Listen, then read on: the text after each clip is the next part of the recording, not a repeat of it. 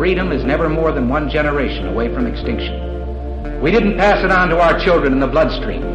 The only way they can inherit the freedom we have known is if we fight for it, protect it, defend it, and then hand it to them with the well-taught lessons of how they in their lifetime must do the same.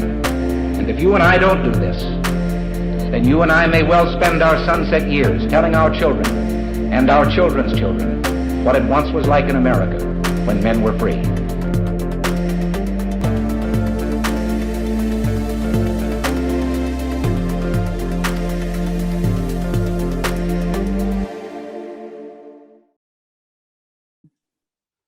Hey everybody, welcome to episode number 273 of Gun Freedom Radio, where we engage, we educate, and we inform. We are brought to you by azfirearms.com, your nationwide hometown gun shop. I am one of your hosts, Cheryl Todd. And I'm the other guy, Dan Todd. Our theme is, what is training? And our guest is David Laird. David is the owner of Dynamic Combative Solutions, LLC. He is a husband of 20 years, a father of 7. I'm tired. Grandfather 1.5. And David currently holds black belts, and here we go, Taekwondo, Mo Duck Kwan Tang So Do, Tai Chi, Aikido, and has studied various other styles. He is a 10th generation Army, serving with the 82nd Airborne Division in the infantry. Wow, thank you for their service, David. He is also an NRA training counselor. He is an NRA carry guard instructor and is an active self-protection certified instructor. And David is an avid supporter of the Second Amendment. Welcome to the show, David. Thanks for having me, guys. I'm Absolutely. sorry about all that stuff in there, David, but I don't know. Anyway. How much did he butcher your previous training? He did fine. Fantastic. So explain those to us, David. Yeah. What are those? Give us a clue. Well, Taekwondo is where I originally started when I was about 10 years old. I got my first degree black belt when I was 12 years old, and then got my second degree black belt when I was 14, and my third degree black belt when I was 16. They had to make an exception for me. I started teaching when I was 12, so I kind of had a passion for teaching. Mainly, I just spent a lot of time hanging around the dojo. So they're like, well, Dave, if you're going to be here all the time, why don't you get the class started? And so that sort of led to some other stuff. But Taekwondo is South Korean kickboxing. Muda Kwan Tang Soo Do is a Chinese way of the fist for North Korea. Aikido is a Japanese samurai style. And Tai Chi is what I think is one of the oldest martial arts. And that's also comes from China. But I've studied some Krav Maga and Jiu-Jitsu and several other styles, but just kind of dabbled in those styles. And as far as shooting goes, that's just always been kind of a family thing because of our generational Army heritage. I've got 2 sons currently serving in the Army, and I've got one more who probably will go as soon as he finishes high school. Wow, that's incredible. I know when I read that 10th generation, like, where does that even take us back to? Like the formation of our nation? No, actually before that. So my mother's side of the family is Fraser, Wilson, and Frew. They came over on the Mayflower. They settled in northern Pennsylvania. My father's side of the family settled in South Carolina in 1630. So we fought in the French and Indian Wars. Both sides came from Scotland. So there's actually a Laird, Scotland, which is a town in Scotland. So we're all 100% Scottish, but I married an Italian-German woman. So she brings a lot of flavor to the family. That's awesome. That's fantastic. I think we can see if you hold up, is it here that you have the feathers tattoo? Oh, yeah. Or is it farther up on your arm? Yeah, And, so that's I was asking you one day what that was about. So that's our Beautiful. Scottish crest. So that's the phoenix rising up out of the ashes, and that's centered on a belt buckle, and around it is the inscription duty honor country. So the 3 feathers represents the chieftain of our clan. And so myself and my oldest boys all have it to show that we're all part of the same clan. So it's something that they earn when they turn 18, and they're all quite proud of it. And it's just a reminder of, to us, you know, obviously your duty to God, your duty to family, your own honor is something that you give yourself. It's not something anyone can take away from you. And obviously, you know, service to your country, because if you're not here to improve things, and, you know, why are you here? That's awesome. I just absolutely love that. And that you really are a family oriented guy. And I think that that is just so beautiful and unfortunately lacking, I think, in our current generation. And so you can really inspire people through the work that you do just with your own family and with your training. And what I was hearing as you were ticking off all those um, different kinds of training that you've had, the taekwondo and the tai chi and the keto, all of that, what I hear in that is discipline. There's a discipline to interacting with these disciplines, these trainings, and then with the world at large. And so, as I've titled this show, I want you to answer the question, to you, what is training? So training is a noticeable change in behavior, and that has to come from an outside entity. When you're at home and you're redoing the same things that you already know, that's not necessarily training, because you're not learning a new task. So in other words, when you're learning the alphabet and you go to school and you start writing your cursive letters and you're tracing over other letters so that you learn how to write cursive, you're teaching yourself what it is that they want you to learn. They've sort of given you a diagram, so you can sort of repeat the behavior. But we all know that not everybody's cursive looks the same. Even though we all traced the same letters when we turned in our assignment, everybody's got different handwriting. Okay, so we do our best, and I'll tell you, there's some people out there that actually perform better. You know, here's the example, and then they have this beautiful cursive, and then there's other people that are like, yeah, this is kind of sketch, and you know, I'm the squiggly line guy. I'm the one that colors outside the box. So that being said, we want to try and help each person achieve their best at whatever it is that they're trying to learn. So you have to be flexible, and we've worked a lot with people who have handicaps. So I can't expect somebody who's missing fingers to perform the same tasks or necessarily perform at the same level as everybody else, but I do understand what's necessary for them to be successful. And it also depends greatly on what their task is. Somebody who's retired is going to have different goals and objectives than somebody who wants to enlist in the military who's 18. And somebody who's serving in law enforcement is going to have different goals and objectives than a security guard, et cetera. So in one class, you can have a whole plethora of these different things, but we still have the same task that we're trying to learn. We're all trying to learn cursive. So, but we have to be flexible about the individual goals of every individual student. Hmm. I love that analogy. And it's, I'd never really thought about that before, but you're right. We all start out with the exact same shapes. We're being graded on the same, you know, and then we kind of make it our own. And but that is awesome. So a noticeable change in behavior is a way to think about what is training. Now, this document that I point to, I think almost every single show, you know, this big, huge, thick document that takes about a whole hour to read, called our Constitution and Bill of Rights. What, if anything, does our Constitution say about training? Well, that's two books in one. Mm-hmm. That document was framed using the Bible.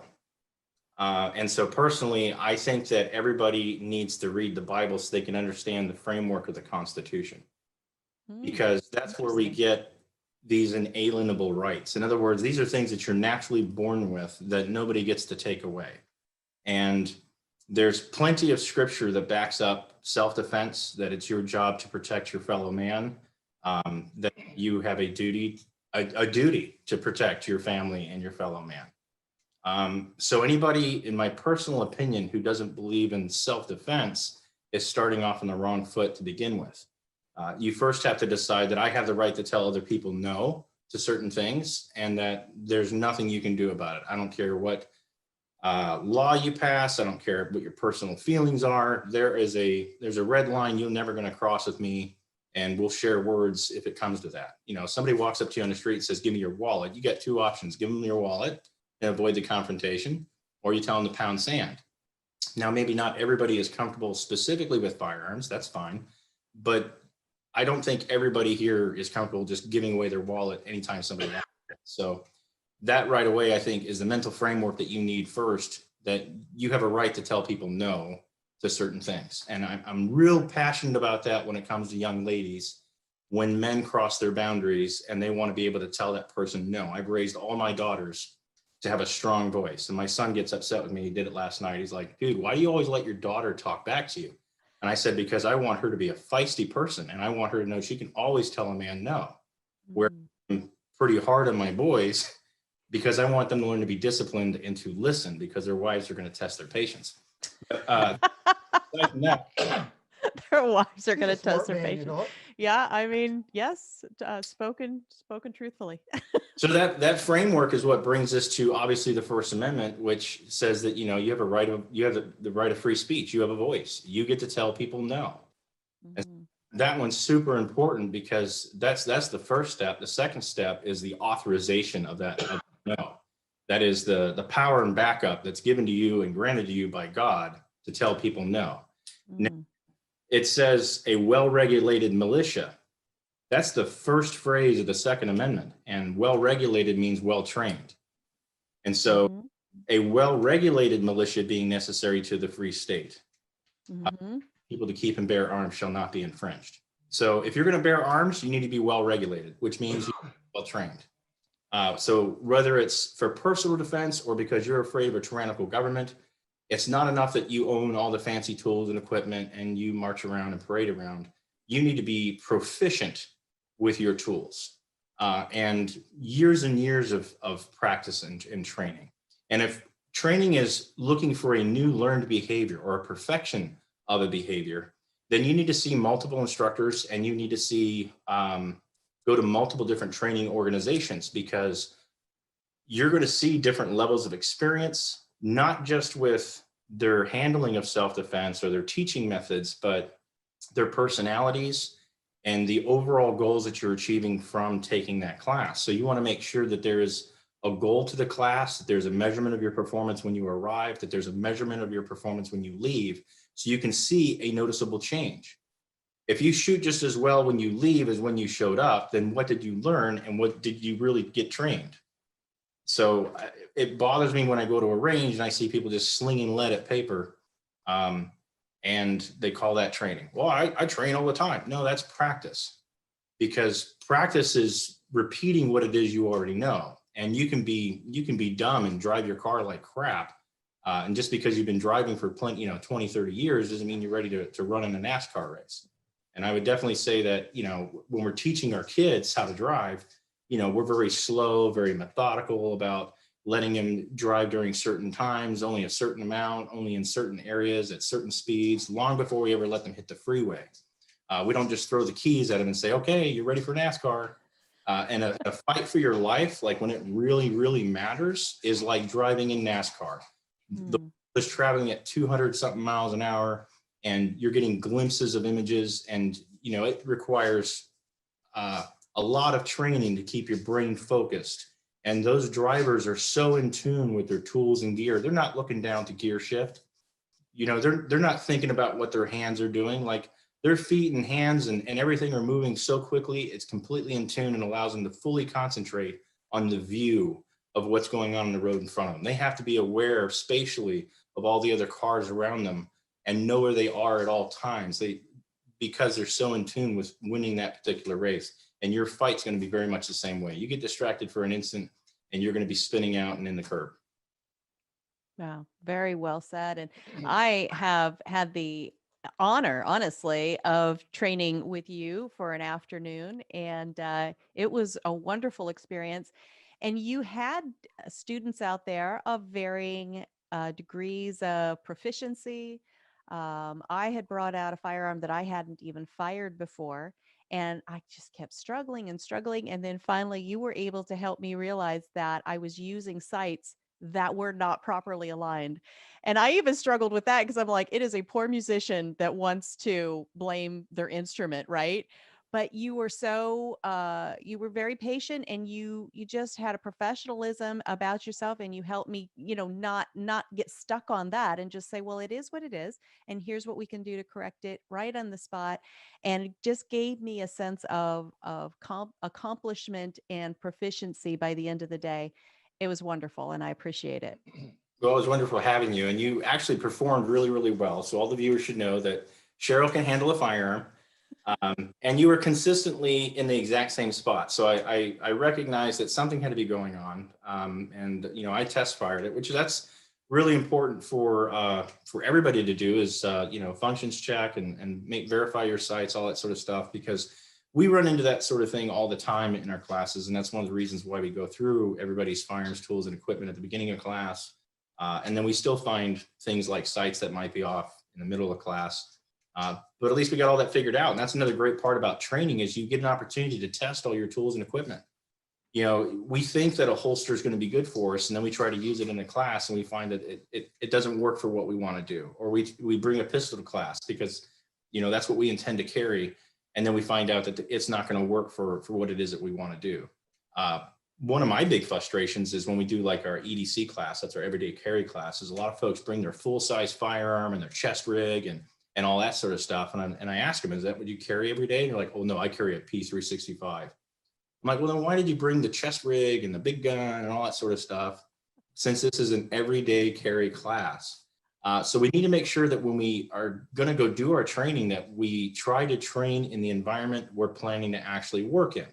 So if you're law enforcement, bring the chest rig. If you're military, bring the chest rig. But if you're a civilian, then, come out in your skirt, come that pocket pistol or whatever it is, so we can truly test your methods. And then it's not for me to decide. I'm not going to tell you that your gun doesn't work or your holster doesn't work or your outfit doesn't work. I want you to discover that.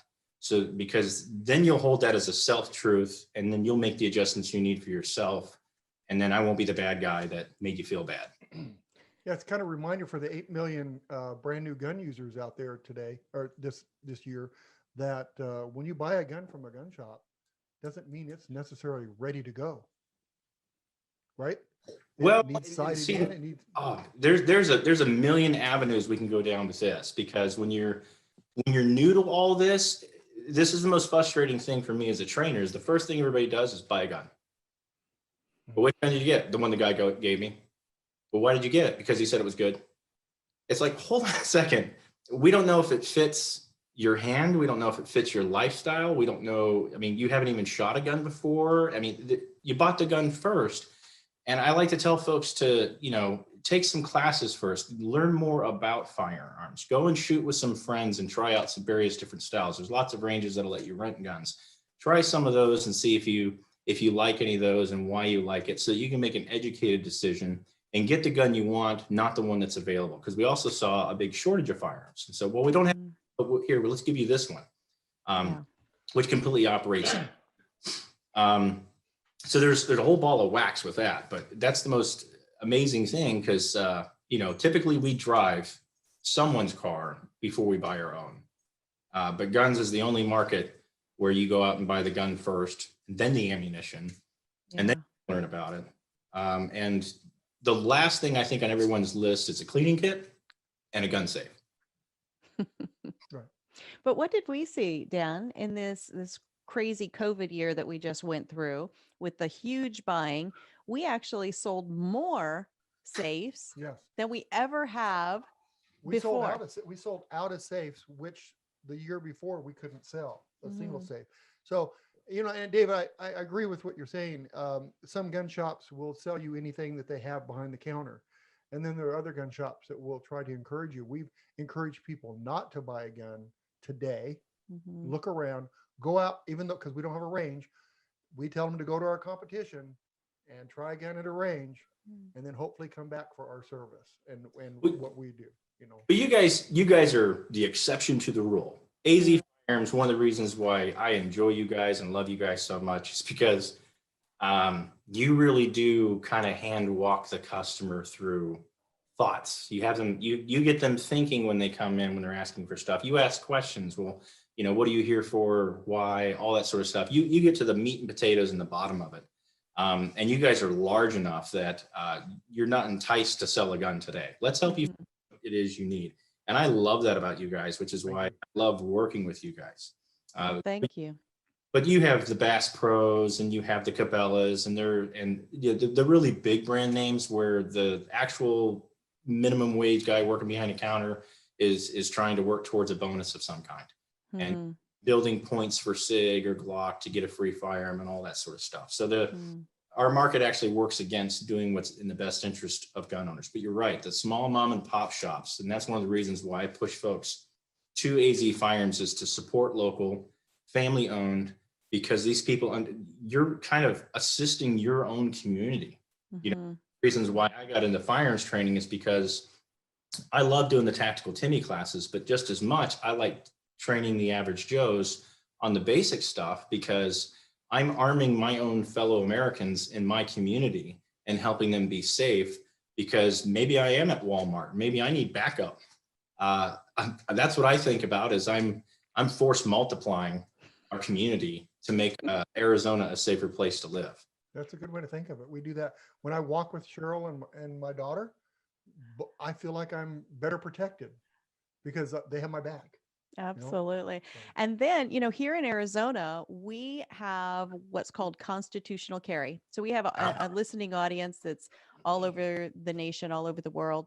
And there's a lot of places that in order to conceal, carry your firearm concealed, you have to have a special license called a concealed carry license. Here in Arizona, we can carry it open, we can carry it concealed. We don't have to have that permission slip from the government.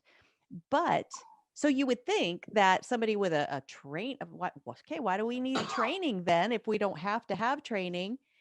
Well, because it is a core value for many people, including us as a family and as AZ Firearms. And so we do partner with people like you, David, with your dynamic combative solutions. And we do pass people along to you and say, please get your training. You're not required to have training, but the best way that we can protect that and not having to have permission slips by the government, and the best way for you to protect your family is to get the training. And I don't think you are, I don't think you're sitting there twiddling your thumbs waiting for the next class. You have them lined up just all over the calendar and they're full of students. Am I correct? It's been a little sketch the last couple of months with the election stuff and everything like that going on, but this year has been a fantastic year. Our classes have grown 400% over our first year. We have 15 firearms instructors that work for us. So yeah, we've been teaching CWs all over the Valley. We have our shooting classes going on every weekend. And going back to that CCW, we do have that constitutional carry right, which I'm a big fan of. I mean, I believe that we, the people, are in charge of our government, not the opposite way around. But training should be everybody's personal commandment, if you will, because, David didn't just walk in and stroll in and kill Goliath. He said, "Blessed be God who trains my hands for battle and my fingers for war." He went in there with training.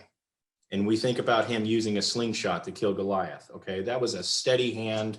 That was a precisionally aimed shot that he made on the fly in front of the entire military, which psychologically is what destroyed that army at that moment. This 12-year-old, 11-year-old boy walking out on the field of battle with a slingshot killed the great and mighty Goliath.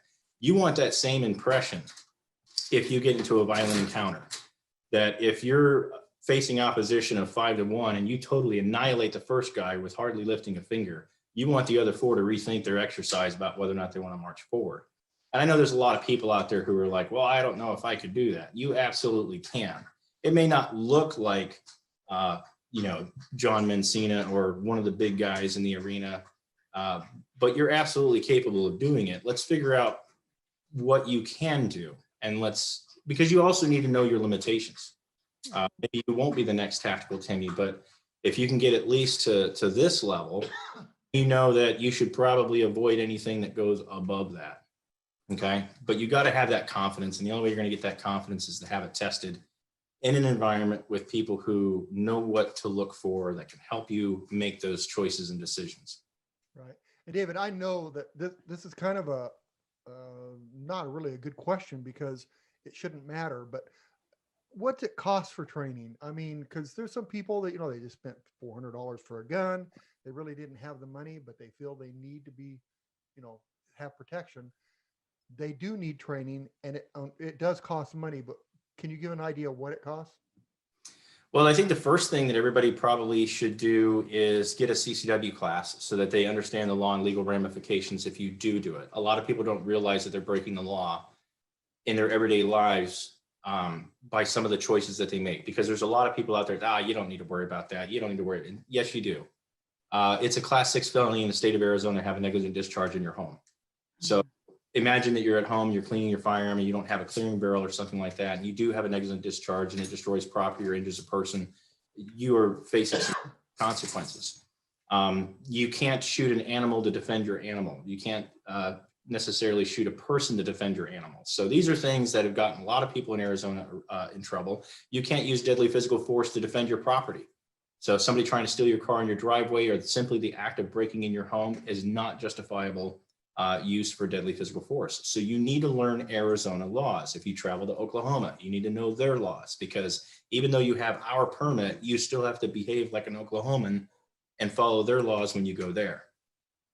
So I think that's extremely important. So you're not listening to the internet rhetoric that's out there, because there's just a bunch of it. Second to that, I think you just need to kind of set a budget for it, because this is a journey, not a destination. You shouldn't have a goal like, well, if I get my permit, then I'm good. Or if I just go to the range once a week, I'm good. Decide right now what it is that you want to invest in your budget, and start with some of the simple, affordable things first. There's lots of great classes out there that start around $50 to $100. Our introductory class is like $125 now because of the recent range increases and stuff. And that's 4 hours. 4 hours, and Cheryl can tell you that even though I might have 10 students, you're going to get a lot of one-on-one time in that class, and you're going to see a noticeable improvement. So this is not an expense, it's an investment. As you're getting into the higher level classes, cost is going to go up, time's going to go up, your investment in ammunition is going to go up. But you need to broaden your horizons and, take a leap of faith to just get out there and get some professional firearms training. Learn what professional firearms training looks like, and make a commitment this year to get 2 classes this year under your belt, so that you have 6 months to prepare and practice in between each one. And then I think once you get started, you'll become a junkie and you'll enjoy it. And just remember that it's a journey. There's no finish line to this. Just like with martial arts, so you have to continuously practice what it was you did in class, and so that's why we always send you home with homework, so that you can practice what it was you learned in class. Yeah. Right. And David, can I bring up a point here too? So, it's $150, $125, $150, which is nothing compared to what it could cost you. I know an individual that did a discharge in his house. Negligent discharge. Yeah. Then like a year later, he did another one. And when he did the second one, he shot somebody in the house. And Not the reason fatally, thank God, but Yeah, right, still, right. there was bodily injury. Right. The reason I bring this up, one, I don't know of him ever having training. Mhm. And 2, he spent over $30,000 in legal fees. Mhm. And, Wow, that's affordable. Yeah. That is affordable in legal went to fees. jail. Yeah. And went to jail. Yeah. Then had to wear an ankle bracelet. So Yep. what is the cost of training? You need the training. It's just like everything else. If you're going to be a responsible gun owner, you have to take training. There is no ifs, ands, or buts. You cannot be a gun owner unless you're responsible. Yeah, like what is the cost of not getting training? I think is kind of Right. the moral. Well, and lesson. the caveat, the caveat to that is,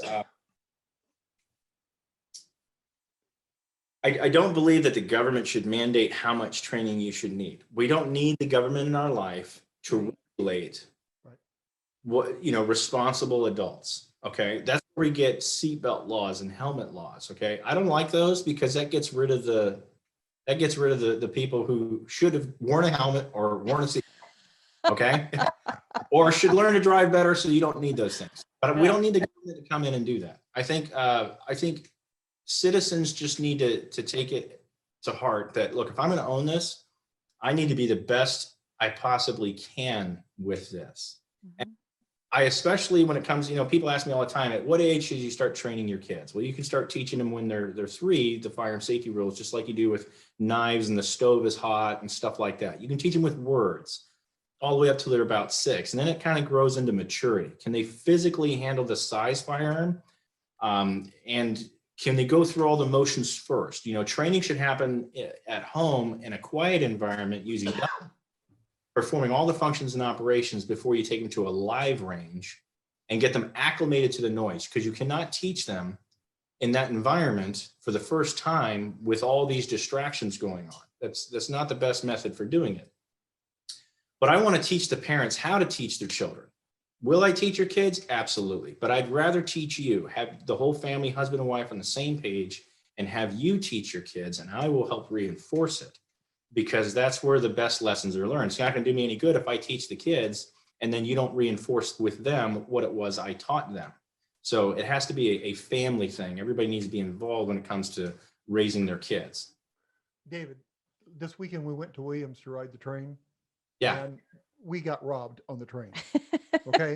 You know how they do Robbed. the The cowboys, the bandits. And my granddaughter, she's 6. When we got off the train, she goes, Papa, I want a cap gun. And so we went to the gift shop and I bought her a cap gun and some caps. Before I could get it out of the package, Cheryl was certifying her training to handle that gun. And it's great. It's not funny. It's part of life. Yeah. It starts with a stick. If you It does have a cap gun. Well, and people have talked about video games before in the past, and this is something that I talked to my wife about. Believe it or not, I believe a lot about what Dave Grossman says, that what you learn in a video game, you will apply to real life, okay? Because video games is a mental game. It's a visual, auditory game, okay? So if I'm out killing zombies with my kids on Call of Duty, I will get 1,000 perfect sight pictures for every 500 zombies I kill. Okay, because you actually get a flash sight picture every time you're aiming and doing that. But I made a choice early on to make sure that my kids play the hero in all of those video games. I made sure to select video games where they were always the hero. I waited until their maturity demonstrated to me that they could handle the other style of video games, because I do think that we're missing a male component, a male role model component in the home as in America as a society. And I've sort of fostered a lot of kids over the years who were missing that male role, because I see them struggling, not knowing what it means to be a man and walk forward in life and protect women and that sort of thing. And boys are hungry for that. Mm-hmm. They need that strong male role model. They need a little bit of responsibility in their lives to, fluff their peacock feathers so they can put their best foot forward. And they need to learn what honor, integrity, duty to their country and their family and their God is all about. Otherwise, they're wayward and they get into wrong groups with the wrong crowds because they're looking for that social acceptance. Yeah, so our society as a whole is, very misguided when it comes to like the role of males and females in society. There is an equality there, but there's also a grand separation between duties and responsibilities. You've got to have those models, strong family homes to raise these kids and put them in the direction that they should go so that they don't stray. Right. When we raised our daughter, Cheryl did most of it, but when we raised our daughter, we taught her to be a leader versus a follower. And it kind of tends to keep you from getting in trouble when you do that, whether you're following your friends and doing what they do because they do it. Well, what's funny is that she's pretty sassy as well. Like you were saying, your sons asked why you let your daughter be sassy. So her name is Cassie. So she is Sassy Cassie by design. And I taught her to question authority, but then I realized, oh, wait, that means she's going to question me. Dadgummit. I needed to rephrase that a little bit. Well, I remember being raised and, always asking my parents questions, and the answer to everything was because I said so. It used to drive me nuts. I mean, you kids really want to learn. They need training on how to be an adult. I've always said this with my wife, our kids are not kids. Mm-hmm. Are adults in training. And so we've always Amen. treated them like adults. We've always included them in adult conversations so they can learn how adults interact. You know, my wife used to get angry at me when they were toddlers and stuff because, you know, I'd come up and snuggle her and kiss her on her neck. She's like, oh, stop, the kids are here. I was like, no, they need to see that we love each other, Mm-hmm. setting the example for them of what a strong relationship looks like, you know. That's true. And it gives them lots of opportunities to go, ew, gross, mom, dad. That's good for Now them. that they're all teenagers, we love offending them. So yeah, it's a ton of fun. Oh, I love it. So you were talking about with dynamic combative solutions that you have, I think you said 15 different instructors. Yep, with various So, different backgrounds and current serving or former serving law enforcement, military, competitive shooters, or I've got one gentleman who's an attorney. I've got one gentleman who's just a competitive shooter. Just really outstanding because everybody has something that they really love and enjoy that you do better than everything else. I want them to understand everything we teach and learn everything we teach, but there's certain areas that they really excel in, and having the variety of personalities helps us be more well-rounded for our students. So it's not just Dave Laird here and Dave Laird there. I want all of them absolutely. to be professionals at what they do. And so you have to know a thing or two about how to vet an instructor because you're vetting people that you are, trusting with your brand name, trusting with your own name out there. So how does the average Joe or Jane, how do they vet an instructor? And I mean, I think they could go to a well-respected organization because there's already a level of vetting in there. But what are some of the things they could look for? All right, so big red flags for me is you don't have a website. Mm. If you're doing this as a profession, whether it's part-time or full-time, I strongly believe that you need to have a website. Just simple social media is not enough, number one, okay? Mm-hmm. Because I want to see what you're about. So there should be an about section in that website that tells me what your organization is about. It should also tell me what your instructors are about. And so in the instructor credentials, I want to see how long you've been training, who you've been training with, where you get your certifications and things like that.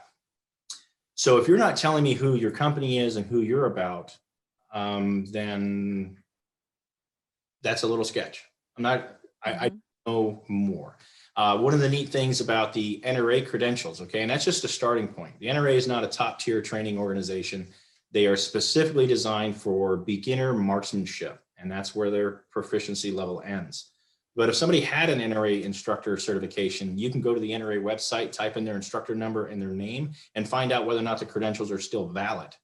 If they suspended or revoked, that's a huge red flag for me. I want to see student reviews. And in the student reviews, I don't want to see, oh man, it was awesome. We had a great time. Me and Betty, we were just it was great, blah, blah, blah. No, I want to hear about what you learned. I want to hear about how you were treated. I want to know whether or not the value was there. The money you spent on the class, was it worth it? If the testimonials just say, this guy's awesome, he's amazing, we had a fun time, that's scenery. That only tells the opponent. When it comes to training, I want to find out whether or not you had an improvement from when you showed up, if you learned from what it was that you did when you're there. So I want a broader picture of the overall organization to see whether or not they have a vetting thing. And then there's lots of stuff that you're going to see in the class itself, whether or not they cover safety, whether or not they have a medical brief, whether or not they have a pre-test, a post-test, are they sending you home with homework, to see whether or not it's a professionally run organization. So there should be goals and objectives to the class. The class that you're looking at, there should be goals and objectives. If it just, I don't know, if it just talks about, well, we're going to go shoot rifles and have a good time, what are you going to learn? I want to know ahead of time what it is I'm going to learn, what it is I'm going to improve on. Maybe I already know it, but maybe I'll learn a new method to do it, a new way to apply it, or maybe I'll perfect what it is I already know how to do so that I can leave there performing at a higher level than when I arrived. Absolutely. I think that's a great roadmap for us to be able to start choosing. You and I both are on the board of directors of the Arizona Citizens Defense League foundation that really is about teaching and training and instilling, those values into the next generation. And that's one of the things that I know we're trying to work on in this coming year is, can we build a website that's already in existence but update it so that we are able to offer people a place to go and say, okay, I'm looking for training, but I'm up in Pahrump, I'm Yeah. looking for training, but I'm, down in another area of the state, and, you know, offer those, like we've sort of maybe pre-vetted a little bit, like where are we with that? And that's the trainmeaz.com website that I'm talking about. Um, well, that's two websites. Because Train Me AZ, and then there's the Arizona Citizens Defense League Foundation. So we have two websites that are going to kind of Correct. work together. So fortunately, there's a lot of great firearms instructors here in Arizona. I mean, you can throw a rock in any direction. I think it's important that all of them are able to advertise and market on those websites. I have all that information available, and I also, part of my vetting process when I hear about a new instructor is to reach out to other instructors and find out who's heard about them. Because another good thing about vetting your instructor is making sure that they've attended training recently and with who. So they didn't applications like 10 years ago and they're still teaching the same thing. You want to see if they're still regularly taking classes with other instructors and that you're trying to continue their education. So right away, when I reach out to my community of instructors here in Arizona and ask them, hey, have you guys ever heard of this? They're like, oh yeah, I took a class with him. It was awesome. It's great. He's a good guy. He's got a good heart. Those are all things that we're looking for, is that they have credentials, that they've got a good heart, and that they're doing everything by their students. I mean, our community on the instructor side, I think is very good in the sense that we want to know the intentions of your heart. Are you doing this to get rich quick? Or are you genuinely doing it because you have a passion for it and you want to help people learn? You may not be awesome at it yet because maybe you're new at it and you're just getting your business started, and there's lots of hurdles there. But if your heart is in the right place, then we'll all support you. We'll all send students to you, especially when you live in the outlying areas like Yuma or Tucson or Payson or Prescott or whatever. So that's a real good thing about our community, and so we'll have no trouble reaching out to them and letting them know that when we have that live, that they can get their stuff listed on both of those websites. So we're still working on the back end website portion of all that. Absolutely. And, I've actually met very few, but I have met a trainer or two that does it for their own ego. And that is never a good combination. If you have a brand new person who's super, eager to learn and just wanting to soak up every little thing, and then you have this ego-driven instructor, it's so bad. It's just the worst combination. And you are a trainer, so I won't ask you to comment on that because I don't Well, just slam any of your. I've seen David do their class. Mhm. And, we've seen 25, maybe 20, 25 people. And I talked to the students after they got out of the class, and he had brand new, never even owned a gun yet come to the class. And he's had experienced people that have been around guns for a long time, and not one single person walked out of that room without learning something. Mm-hmm. So good for you. Well, and that's where, having the right intentions of your heart. I mean, you mentioned earlier about how I vet instructors to be and represent our brand and stuff like that. Out of the gate, they have to pass the Arizona Police Officer Standardized Test with 240 or higher. The instructor level for PD is 230 or higher. So I already require a higher, because I think it's kind of a subpar test. We require that you can pass the FBI shooting qualification, which is a pretty dicey test. And then I want to see that they have all of their NRA credentials, because that is the very basic foundation of credentials. And then we require that they do 60 hours of additional training each year. And so most people, when they're trying to learn and they have to apprentice with this for about a year to learn all of our courses and learn how we operate and function. Most guys that don't have the intentions of the heart never even start. They turn away for it. And then there's other folks who are like, that sounds amazing. I'm going to learn so much working is being part of your team, and I can't wait to help students. So our vetting process right away sends most guys running. Like, I don't want to invest all that in you and your brand. I'm already top tier secret squirrel ninja. What am I going to learn from you? Yeah. So yeah, ego definitely plays a part in this realm of stuff. And I think a lot of the big name egos will probably be retiring soon nationwide. And that's going to leave a vacuum or a void for a lot of these new companies who are up and coming. And my primary concern, of course, is just right here in Arizona, being the best training company that we can be here in Arizona for our Valley residents. And once we get this up off the ground and moving in where I want it to be, then we can start the expansion into the outer parts of Arizona and possibly the neighboring states. We've got to do a lot of traveling this year to Kansas and Colorado and Texas for various stuff. And there's a lot of stuff that we do that's not on the website: training church security, training law enforcement, military, and the private sector. We have some groups that fly in from around the United States and outside the country to come train with us, which is super awesome. You know, and I feel privileged when those people reach out to me and say, "Hey, Dave, we want to do X, Y, or Z. Can you help us with that?" I'm like, man, I would love to. Heck yeah. That's exciting. That's kind of difficult to, and I hate talking about myself. I hate throwing my resume out there because it's a long resume. There's a lot of stuff. I mean, it's a 3-ring binder that's this thick. How long do you want to talk for? I mean, I hate talking about me. I want to talk about you. What can we help you do? Absolutely. No, I get that. And that comes through. It's just a natural humility.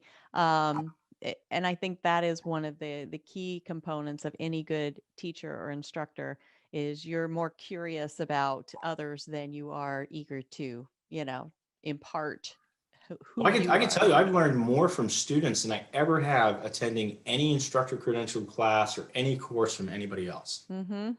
Yeah. When my students come and they tell me about their specific need or their specific desire or their specific firearm or the application or their difficulty in learning, Yeah.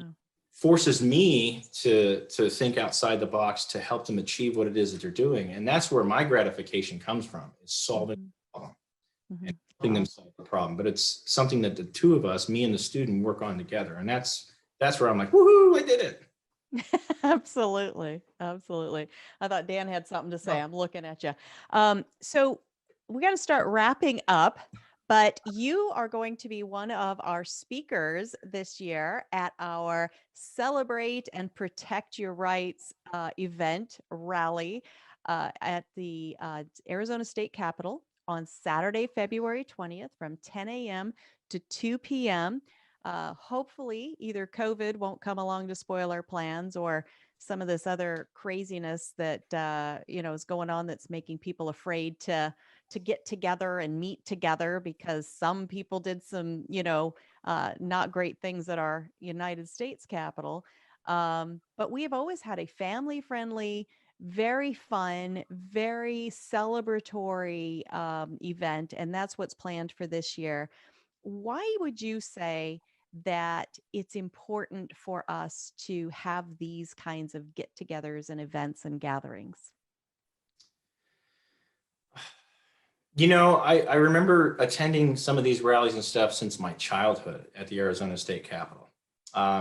I think that it's important for Arizona residents, if they truly want to protect their Second Amendment rights, their Constitution, their First Amendment rights, they need to physically be present on that particular day to help show our local elected leaders how much our community, our state enjoys our Constitution, not just our federal Constitution, but our state Constitution and our Bill of Rights, state Bill of Rights, as well as our National Bill of Rights.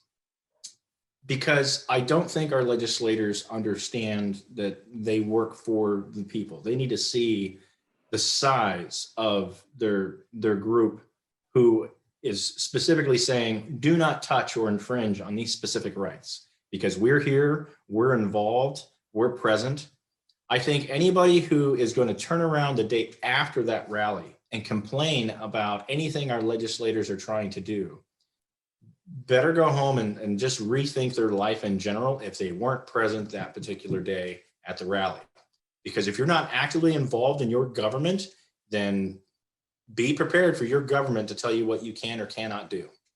Amen. That's Participate, and you can't complain on the sideline. so true. So true. All right. Well, how do people reach out to you? How do they find you? How do they train with you? Give us all the details on how we stay in touch with you. One of the best ways is to go to our website, www.dcs.training. So I think I'm one of the first groups that got a .training website, which I'm stoked about. You can also check us out on Facebook under Dynamic Combative Solutions. We're now on MeWe as Dynamic Combative Solutions, Freedom Lake as Dynamic Combative Solutions, Parler when it comes back up. So we're on virtually every social media platform. You can check us out on YouTube, and all of our social media links are at the bottom of our website. So you can click on all of those, and we're updating and adding more of those as well, because not only are we on YouTube, but now we're jumping onto, I've got everything uploaded on Rumble. This past week has been week and a half has been a huge switch from one social media to another to make ourselves more visible. Because we want to make sure that we're on the platforms that support our First Amendment rights. Absolutely. David Laird, thank you so much for taking the time to be with us here today. David Laird of the Dynamic Combative Solutions, and we look forward to hearing your thoughts at the Celebrate and Protect Your Rights rally on February 20th. Well, thanks for having me, and I look forward to seeing you guys again. Take it easy. Absolutely. Thanks, Dave. Thank you. We'll see God ya. bless. Bye-bye. Bye-bye. He's amazing. He really is. I mean, he's just a good friend. He's a great person. He's a great dad, a great husband. And from having trained with him out on the range, I can say he's a great instructor. He's very intuitive and very tapped into each individual person, what their particular needs are. The silly thing is, like, you took a gun out of the showcase Mhm. and took it to get training. Mhm.